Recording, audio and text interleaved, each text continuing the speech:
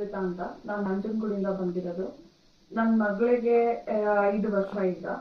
ಅವಳಿಗೆ almost 1.5 years ಇಂದ ಅವಳು ಕೋಲ್ಡು, ಫೀವರು, ಕಿವಿ ನೋವು ಅಂತ ನರಳ್ತಾ ಇದ್ಲು. ಅದನ್ನ ನಾವು ಯೂಶಲಿ ನಾರ್ಮಲ್ ಈ ಕೋಲ್ಡು ಈ ಸೀಸನ್ಸ್ ವೈಸ್ ಆಗುತ್ತೆ ಅನ್ಕೊಂಡು ನಾವು 1 ವರ್ಷದಿಂದ ನಾರ್ಮಲ್ ಆಗಿ ಡಾಕ್ಟರ್ ಪೀಡಿಯಾಟ್ರಿಷಿಯನ್ ಹತ್ರ ಮೆಡಿಸಿನ್ಸ್ ತಗೊಂತಾ ಇದ್ವಿ 1.5 years ಇಂದ.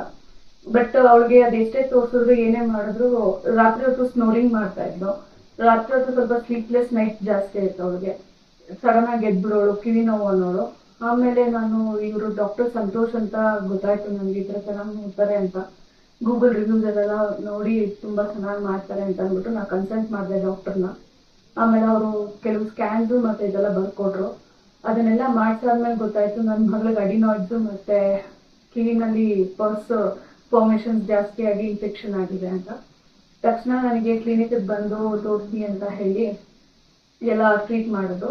ಆಮೇಲೆ ಒಂದು ಮೈನರ್ ಆಪರೇಷನ್ ಇದೆ, ಅದನ್ನ ಮಾಡಬೇಕು.